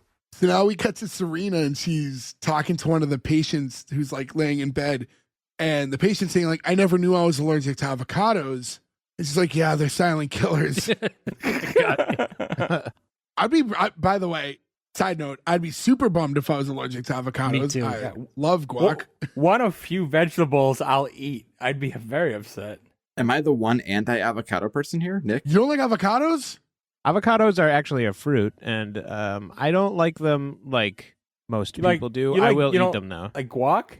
I like guac. I don't like I can't just like eat sliced. I don't like when sliced avocado is. Oh, I do. Avocado toast? I hate it. So I do like avocado toast, but I don't like when avocado is like in a sandwich or something. I don't know why. Oh, come on. It's like the best. I'm alone in this one. I like zero version of avocado. It's so good. It's like a nice natural, like if you want like a creamy element to your like burger or sandwich, but you don't want to like have like mayonnaise or something like that on there. Like fills that void. Well, I always want mayonnaise on there. Or put them both on. Go extra creamy. There's a drink, I think, from Brazil or Colombia where you like puree it and add sugar and I think a little bit of coconut milk, and it makes it like an ice, and it makes like a creamy avocado drink. It is absolutely delicious. I don't know what it's called. Avocados are also one of those things. It's like a healthy fat, but like they are super fatty and have a ton of calories in them. Also, a weird job if you're at like a Tex-Mex or like a Mexican style restaurant where like, this is Greg, the avocado guy. He just comes to your fucking table and pounds a bunch of shit with like a mortar and pestle like he's doing drugs in the 1800s. And you're like, here you go. You're like, that's a weird thing to have done at your table. I have never had this experience at a restaurant. They always just bring it out to me. No, I know what you're talking about. It's not like every Mexican restaurant does it, but like, yeah, there's a bunch that'll make your guac at the table.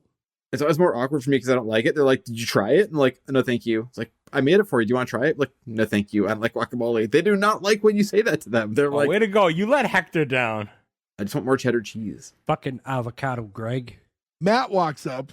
He's like, all right, I got the EpiPen. So he's like, all right, great. Give him the shot. She walks off.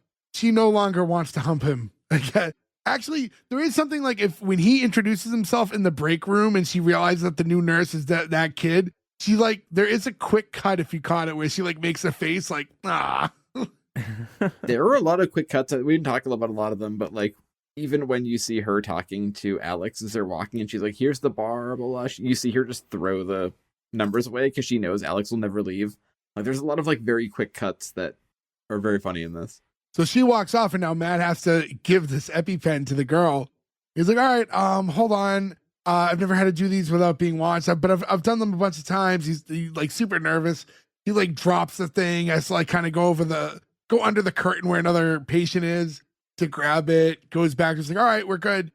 He's like, all right, just wait right here. And he goes to put it on her leg, and then 1, 2, 3, psh, was holding it the wrong way and jabbed his finger, which I thought was pretty good. Did anybody else see this coming though? No, I didn't see it coming. Believe it or not, that's pretty common. It just makes me think that I technically should carry one around all the time because I have a kill you allergy and I don't have one. And I'm just like, I should probably go get one. No, that would probably be a good idea. You got a ton of them at work. Can I borrow a few? I could steal you one. I'm gonna finally eat shellfish and see what happens. I lived in Maine for 4 years now. I've never tasted lobster. Is it worth me shoving one of these pens in my thigh? Depends who you talk to. I love lobster. I love lobster. I hate lobster, but I hate most shellfish. But in my EMT like training class, like there's a whole thing about people like stabbing themselves. Like we watched the whole video on it. It happens a lot, I guess, because they're not very clear.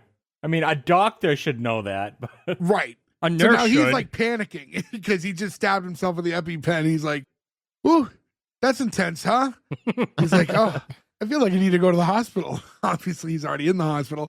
And you get another pan over, and you just see Serena like talking to another patient, and she's just looking at him in disgust. It's got to be tough to be first day on the job as a new medical anything, right? Because like everyone there is seasoned, and that's a tough thing to be bad at. Yeah. Yep. We're back with Joyce and the delivery guys, and they're like wrapping up. And it's like, all right, we're just going to need your autograph right at the bottom here, and then we can process the payment. She's now like, yeah, no, so this is cutting edge, right? Like, I'm going to be real mad if I buy this, and then like next month you have a new version out that's even better. He's like, no, this is the top there is. It's like, okay, all right, I'll sign it now. And she's like, she's just stoned because now it costs so much money, and she realizes it's not the best way to spend it. Well, David Allen Grier got to her. Yeah. And it's like, wait, is that a scuff? Like now she's trying to figure out a way out of this thing. That is scuff. It's like people when they get a new refrigerator and they send it back as a little dent. So yeah, she's trying to get out of buying this thing, or at least stall until she can figure out what she really wants. Now we're cutting back to Alex and the staff. She's like, all right, I'm heading out, but I just want all these records copied and blah blah blah and all this stuff done real quick first. And then as she's getting up, she sees Ron there. It does. I don't want to spoil anything. There's a payoff for it later, but right here, I wanted to see him drinking the milkshake. I'm glad we didn't. I like the way they give it to you. Yeah, I wanted to see it here because I I didn't know if they were going to pay it off at this point. I thought it was just going to be something that got forgotten about. And I thought this would have been a really clever way to bring it back. It's like now it's a couple hours past when she was going to leave, or an hour or so. It's like, so it's right around dinner time. So it makes sense for his food to get there. And he's just sitting there like enjoying the milkshake, watching her work. I thought it would have been a good way to call that back. I assume it's just been all hands on deck, so he hasn't had a chance at this point. Yeah, because he does say later he put it in the fridge. So these are not frozen milkshakes. These are like milkshakes that you can at least hang out in the fridge with. So, well, I mean, okay, here's a question. We haven't talked about it yet. Me personally, I don't like milkshakes. Thoughts? What do you guys like? Vanilla. What the fuck is wrong with you? I wouldn't say it's that I dislike milkshakes, but I also couldn't even tell you within a year when the last milkshake I ever had was. I can. Oh, okay. When was the last? And Gordon, when was the last time I had a milkshake? It was before his last doctor's appointment. It was, I think it was August 13th of 2024. You fucking liar. You don't I was know going to the say, day. isn't that Jay's mom's birthday? My mom's birthday, yep. Like, we had a milkshake party for her. No, I really don't. I like root beer floats. Do those count? What No. defines a milkshake? no, root beer float's different. That's its own entity. A milkshake is milk and ice cream, right? Yeah, or as we say in our parts, a frap. Perhaps.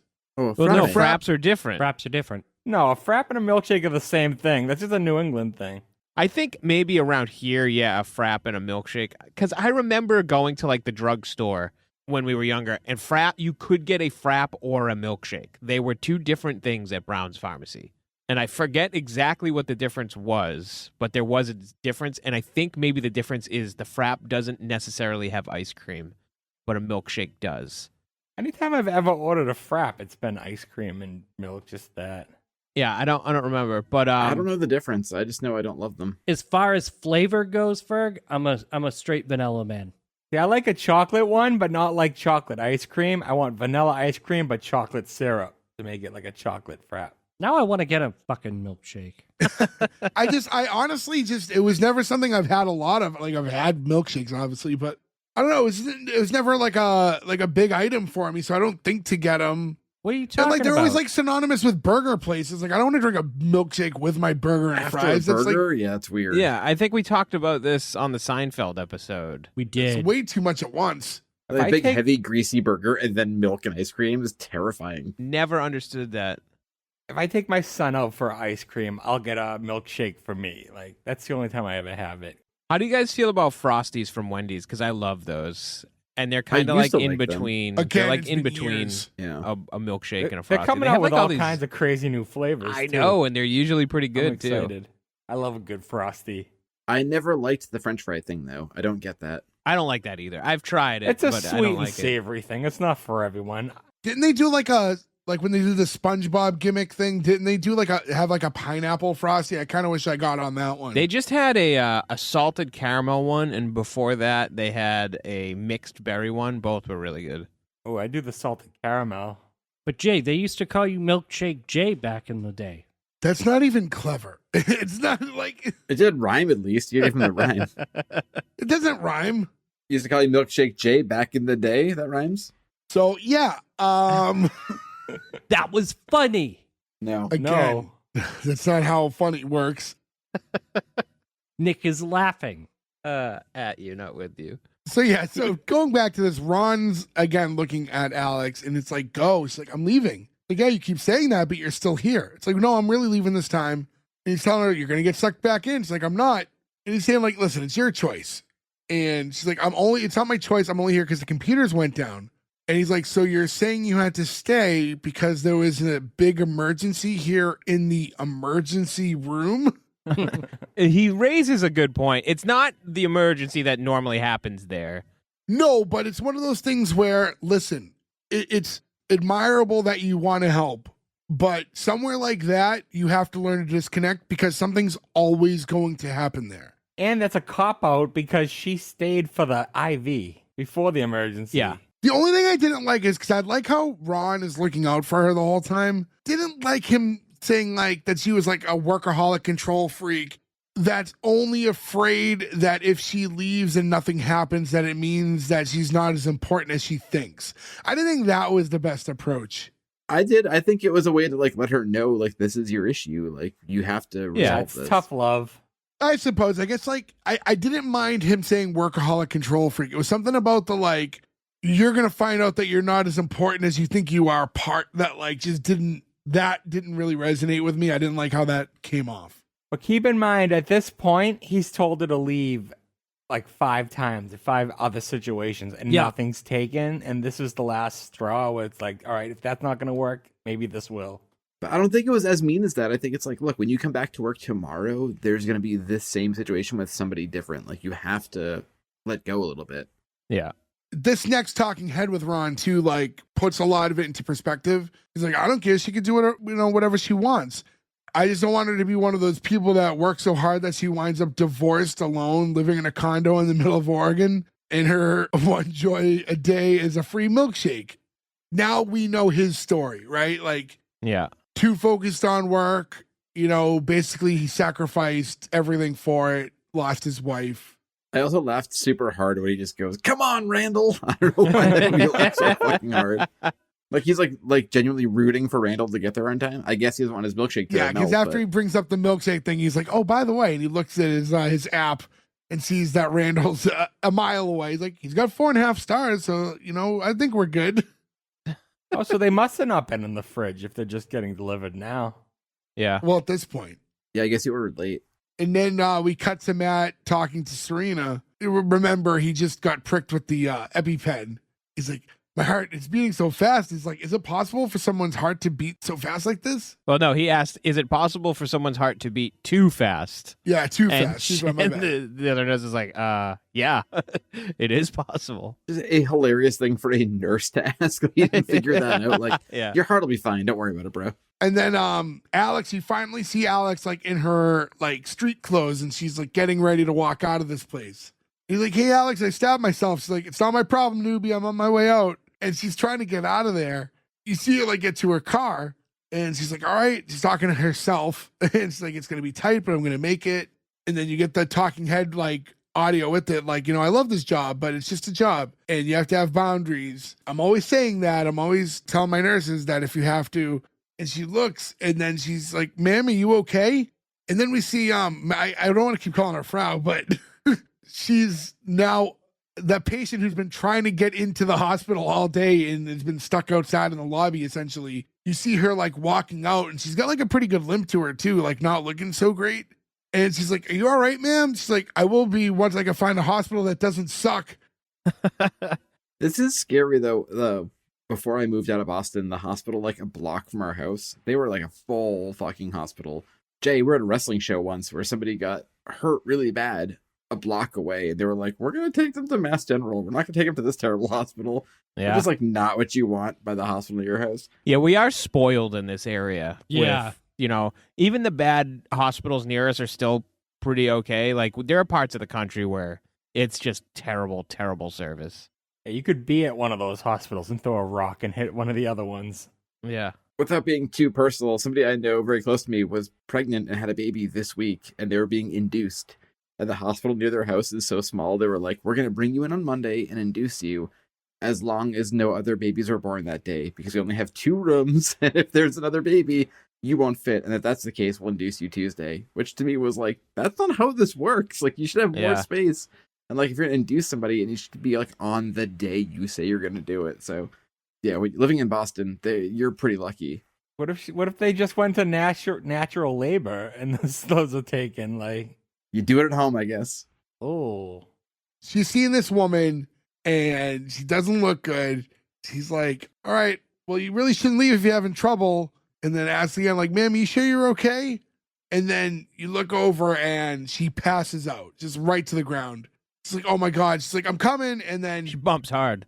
oh yeah. And you cut to now like Alex and what are the others? They have her like on that like what are those the rolling Gurneys? It's like a stretcher type Gurney? thing, like Gurney. the gurney. Yeah, sorry. And so she's on the gurney, and they're like rushing her over to like a room to get looked at. So at this point, she's like unresponsive, and she's having like breathing issues. And listen, this is where I think it gets complicated. So Alex obviously did what anyone would do in that situation, right? You just saw someone pass out in front of you, and you're in the hospital. You're making sure she's being taken care of. Does she have to stay at this point? Yes. I understand spending the extra time. It's the law. I would be involved. I'd be invested. I'd have to stay. Yeah. You brought her in. I think once you know she's in good hands, you can walk out. I literally don't think you can. I think if that becomes your patient, you're not allowed to. Also, like, this lady was like in cardiac arrest. You're not just gonna be like, well, I'll find out what happened tomorrow. Yeah, she's You're gonna dying. stick around. Yeah. Yeah, that's an all hands on deck situation. If she stubbed her toe, sure, but like she's in cardiac arrest, like she could go. You have to. I imagine you have to follow that up. Like I can't imagine walking away. I would think once she's in official care of other people, I would assume that should be sufficient. Don't leave her on the ground. I'm not saying that, but once he was in the room and you have doctors and nurses and everybody else in there, like, I don't know why you need to still be in there at that point. And this is why Jay is not a nurse. Y'all good? See ya. It was just that one reason. Yeah, it was the ethics test I took after I had already gotten my my master's degree. I don't know. I struggled because this whole episode I'm like, get out. Like, you're missing an important moment in your daughter's life. Get out of this place. So even though like I understood the situation she was in, she was kind of stuck with it. I'm still thinking like, you can get out of here now. Like, she's safe, or as safe as she can be. I feel like the call prop for her is too much. She has to stay with the lady. They're starting to get some stuff ready. They're telling Matt, hey, we need you to get in the monitor. Let everyone know, like, we have a code blue coming up. We need everyone in here.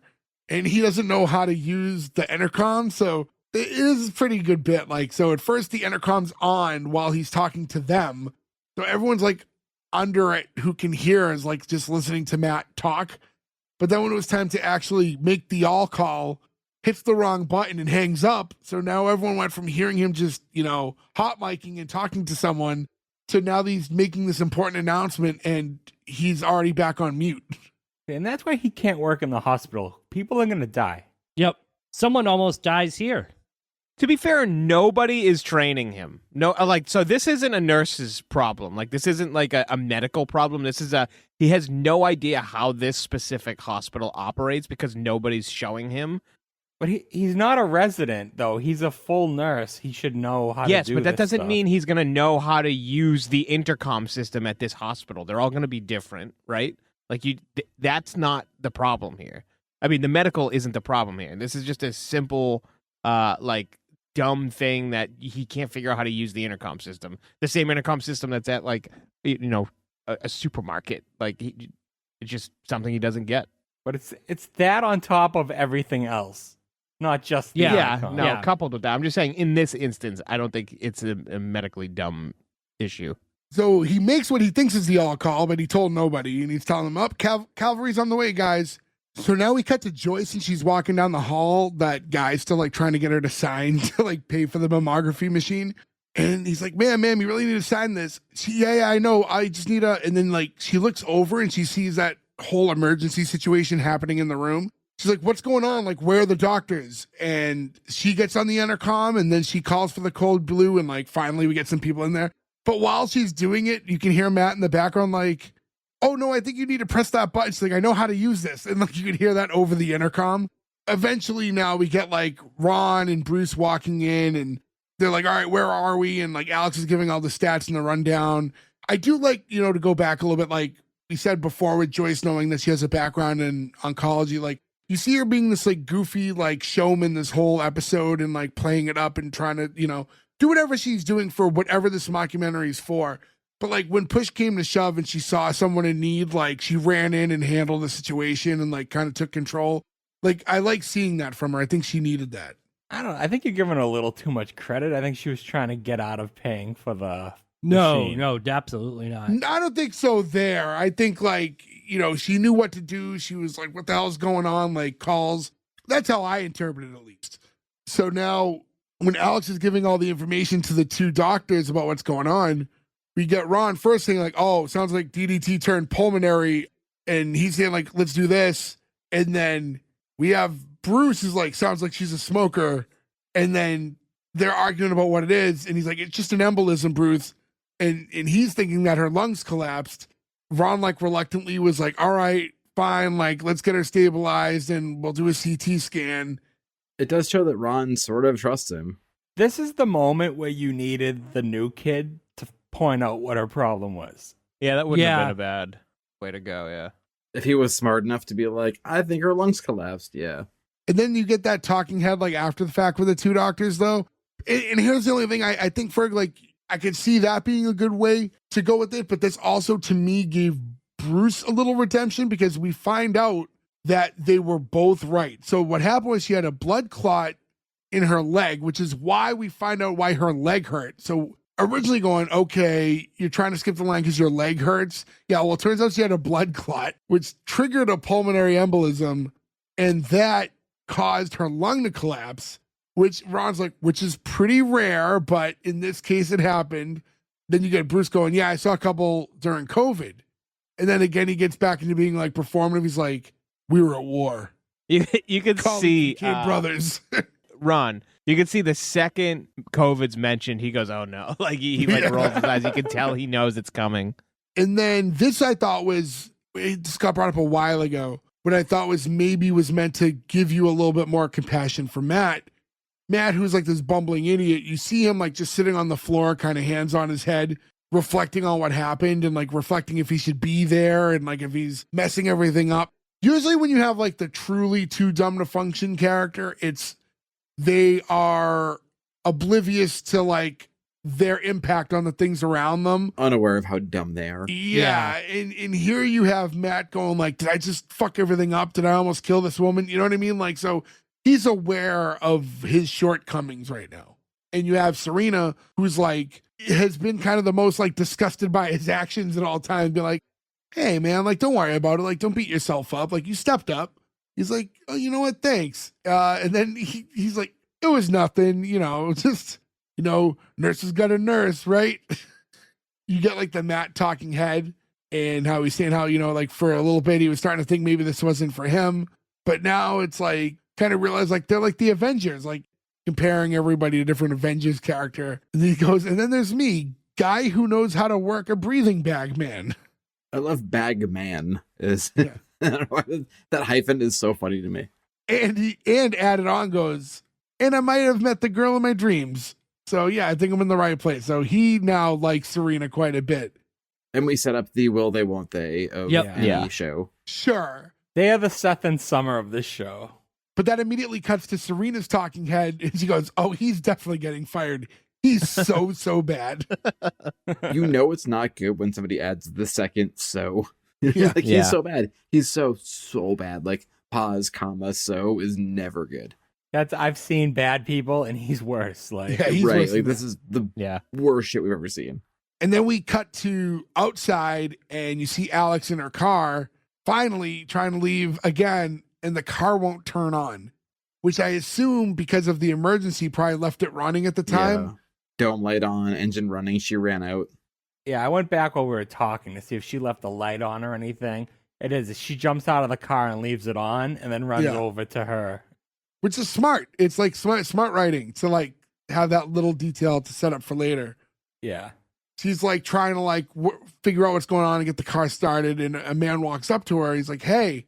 She's like, sir, I'm not in the mood to be assaulted by a stranger right now. I do love this too, where she's like, this happens often enough in the parking lot here, where she's like, look, I just can't deal with you being a fucking weirdo to me in the parking lot right now. Well, he looks shady. He does look shady. He looks a little disheveled. He goes, hey, they told me that you're the one that saved my Lori. His wife being the one who just passed out. It's so sweet. And he just gives her like this really big hug. Yo, the tears flowed. Yeah, This this part is when I was so fucking fucking watching. sweet. Like, I'm like, God damn it. It didn't hit me that hard, but I was like, this is a really good scene. 'Cause she needed that. Yep. Yeah. She needed it because the problem is it doesn't help that it's still a problem that she can't separate work from personal life. And this reassures her that she did the right thing. So this is not going to help her with her issues of like, I need to find better balance. That was my only issue with all this. It was a very sweet moment, don't get me wrong. And I think the guy who's like playing the role of, the husband, like did a phenomenal job. I think it was a great scene. You know what's funny though? There's no dialogue after the hug. He just walks off. Yeah. Yeah, he just like, so weird. And see you later. I'm assuming singing ABBA. He's like, if you change your mind, I'll be first in line. Just like skips off. He's happy his wife's alive. You know a lot more ABBA than me. I definitely have a lot of. You could say abacus. he's an abacus. Could you though? Why would you say that? Gordo, do you know what an abacus is? Yes, It's because you love Alba and Kiss so much. it measures numbers. It's like a calculator for old people. This is the first calculator invented. Yeah, for old I people. will say though, I know a He's lot of not old wrong. people. I don't think they're going to abacuses before they're going to calculators. It's not for old people. It's I'm an trying to figure out ancient my calculator. tip for this meal. Who's got the abacus? Yeah, I remember watching my grandmother balance her checkbook with sliding beans on a wire. Like, the fuck? If my mother talked about using abacuses in school, so did all of your moms. The plural is actually abaci. Is your mom still using an abacus though? No. Do you have an abacus app on your phone? No, I don't. I'm sorry, what's 17.5% of this meal on the abacus? Hey, Gordo, you know what? You can abacus these nuts. Good one, Nick. He got you on your own terms. Got you can't him. fight that. You were the king of the nuts joke, Nick. I hate every one of you. Oh, because these sounds like these. Oh, Wait, that's been the joke Fucking- the whole time. that's fucking clever, dude.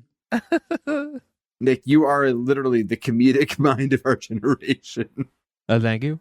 Later on, only funny we're all because- done Gordo's in his room. Motherfucker, you can have a kiss my ass.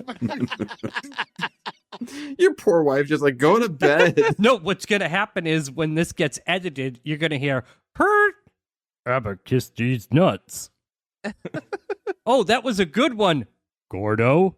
So our parents should have had pocket calculators when they were in school. They were readily available in the 1970s. I don't think your mother used an abacus. My mother swears she does. Maybe in elementary school. Yeah, Is your mother 1,600 years old? I mean, at this point, maybe, but Here's a question, sort of related. Did they still make kids buy the TI-83, or is that Yeah. just like a thing that died? I I think they think do that's make still them. Yeah. a thing. Yeah, I think schools give them out now, they're cheap now. rather than making you buy them.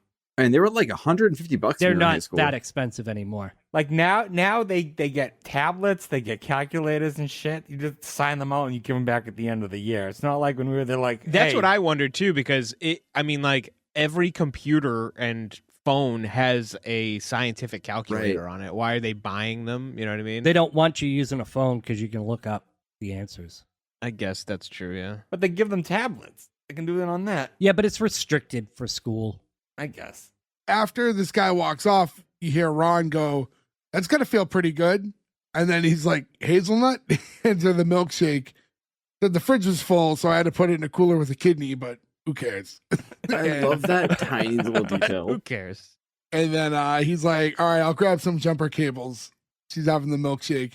What a good friend. Oh, dude, he's such a sweet man. He is a good dude. That's He why, is. like, I felt like the first scene where we meet him to like what he was the rest of the episode, like, get out, this isn't your problem, get out, and then like being there for her, even after the fact, like, was very different from like, no one give her milkshakes.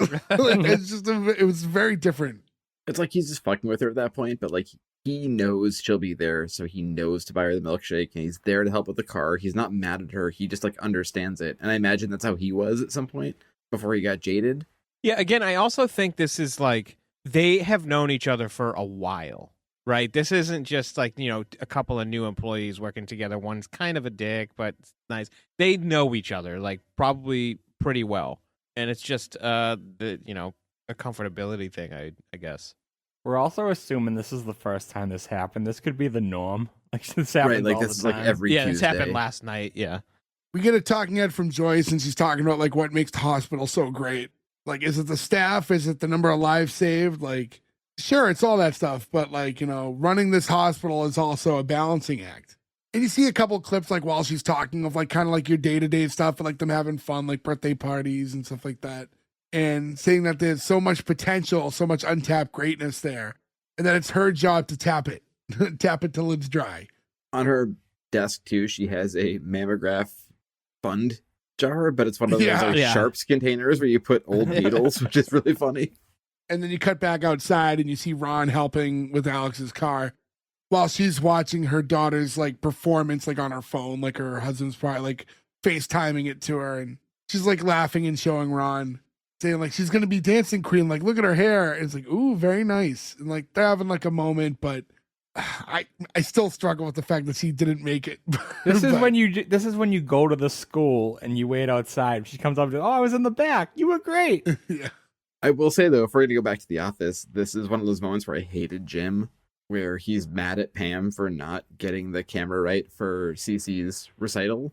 But Jim fucking wasn't there, and he's like, I give you one job, Pam. You take the camera and you point it. You're like, fuck you, Jim, you dickhead. This is a good husband who's just like, I know she's busy. I'm going to send it. Also knows how to use a phone, so good for him. Yeah, you're driving her right into the arms of the boom mic guy. And seriously. And that guy sucks, even though he likes cars like torso like this. It was a stressful time. I really did. I hated that argument so much. It wasn't even Me that I too. hated Jim. I just hated that they had the argument. Yeah. I don't know. It's pretty easy to hate Jim in that scenario. I hate that we're talking about The Office. Gordo, we're always going to be talking about The Office. You don't and as we are on need to. episode 200 of I have to whatever listen to you sitcoms- guys talk about coffee all the time. You have to listen to The Office once in a while. You're looking for any way to rebut that and failing miserably. It ends with we go back to Joyce, and she's talking about how we have needs that can't be ignored, even if she wanted to. They're like a vacuum, the needs, and they're loud and they suck, and they suck, and they suck, and it's her job to tap faster than they suck. Like for all this potential. It was kind of a weird. I thought her last talking head was a little odd, to be completely honest. I do like the way it ends, though. I like the arc of it. Yeah, it ends with her phone buzzes and she looks at it and goes, 10% restocking fee for the boob scanner. Oh, fuck. I love that she called it the boob scanner here for some reason. It's also weird to me that like 300 grand seems like fake money, but somebody saying you have to pay 30 grand. I was like, Yeah. oh my God, 30 grand. That feels so Because real. it's 30 grand for nothing. That's 30,000 for them to put it back on the shelf of the warehouse. Also, what are you gonna do if I say no? I mean, did you ever not pay a credit card when you were like 18? They chase you for like No. 10 Yeah. years and you go, I'll give you $200. And they go, okay. That's usually what happens. So I imagine it's something close to that. And that was the close of the episode. Again, I thought the last talking head was a little weak. I didn't think it like made like a ton of sense. Like I didn't think it was the best way to close out with her. Oh, I kind of did. I thought that it showed a different side of her. But that was just me. I like that it shows that she's like a regular person and she can Yeah. break down the facade of. It's not the Michael Scott show all the time, right? You stop talking about The Office. Oh, no, let's talk about beans and, Jello. Yeah. Then what are we going to talk about during our Jello Bean podcast? Tune in next week to Beans and Jello. That's our SBE Patreon. bean. That's like kidney? Again, with this episode, I find it interesting that they gave every character like a good and bad show for everybody. Like it just like for one episode, it was kind of weird that we saw positive and negatives from every single person. That's realistic, man. Humans are imperfect. It is, Yeah. but it's kind of unrealistic for how TV usually works. And to do it with every character, it seems It's just good kinda character crazy. development. Yeah. That was very well done. But yeah, that's the close of the episode. There's not a lot to say. The show's so new. I think I mentioned at the top of the episode, it's already renewed for its second season. And Makes me happy. so there will be more to come regardless. They are weirdly having an issue with releasing episodes on time. I was just reading like this week actually is a rerun and they're going to have a new episode next week, and this isn't the first time it's happened. So I don't know if this is an NBC thing with scheduling. Like I don't know if maybe there's something going on at NBC, but I don't think they're caught up on like releasing for some That's reason, which is interesting. strange. Yeah. I wonder if it's the network not knowing what's going on, or if like the show for whatever reason isn't recording at the rate that they're Yeah, supposed to. I don't have know. episodes ready. But yeah, that's the whole episode. Like I said, there's not a lot of tidbits yet because it's just so new. So might as well get right into the green light or cancel because we've been talking for a while. I'll go in the order I see you, and Joe, starting with you. Yeah, I really love this show. I think it was pretty hard to not give a tell on this one. It is. We've talked a lot in this show. We're like, I wish shows would fall into the old Thursday lineup NBC thing, right? Where like we had great sitcoms. We actually wanted to be home on a Thursday. You're like, I'll stay home because The Office is on and Parks and Rec's on and 30 Rock's on. This feels like one of those shows. I feel like they probably should have given the car show a better chance than they did. because this could have been a cool like 1-2 Thursday night thing to bring that back, but be that as it may, that didn't happen. I watched this from the beginning. I'm pretty much caught up. I may have missed one or two. I think Nick's last comment makes sense as to why maybe I'm not, where you check sometimes and you're like, it's hard now too, like we're recording this in March, where like, is the season over? Right? Because like you're at that weird point where like, are they going to keep going? Everybody's funny. I love the story arcs. I love that we give a little good, a little bad of everybody, and it makes you want to watch everybody. And David Allen Grier is so fucking funny. Dude, the show rules. Green light. Berg. Like Joe, green light. I watched this show every week. I took a couple weeks off, and then I'm like, I'm gonna have like 4 episodes to watch, and I only had 1 to watch. So again, like what Nick said, it makes sense. They are bad with their schedule, but I love this show. It's one of my favorite modern shows that's out right now, and I'm not huge on like new stuff. I love that it has a massive cast, and you get to know every single one of them, and it's in no way overwhelming. You know every one of their personalities and understand them, and it's just a well done show. Everyone has good chemistry, and the jokes are funny. They have setup, and they always pay off. Just perfectly done. So green light from me. Nick. This show had me like 3 minutes into it. It's just, if you come from the shows that we love, like the other, just this is such an NBC show, like The Office and Parks and Rec and all the other ones we discussed. But like sometimes I'll judge a show off the top couple minutes and then I can change my mind. This one was just like steady the whole way through. Great cast, like we discussed a bunch of times now. Character development is, I'd say, perfect at this point in our review histories. Like we kind of have a good idea on how that can go, and this is like, you can't get better than this, because you really do get to know each character like perfectly in the first episode. And like Ferg said, it's not overwhelming because there's a lot of characters, which we've seen before. It can go south when there's too many characters, but yeah, this is just, it's a really, really easy green light. I'm definitely going to keep watching this. I'll probably let this season run and binge it so I can get ready for the second season. But yeah, very easy green light. Gordo. This is going to be a green light for me too, actually. I found this funny, unlike The Office and Parks and Rec. I mean, I guess that those shows were like walked so that this could run.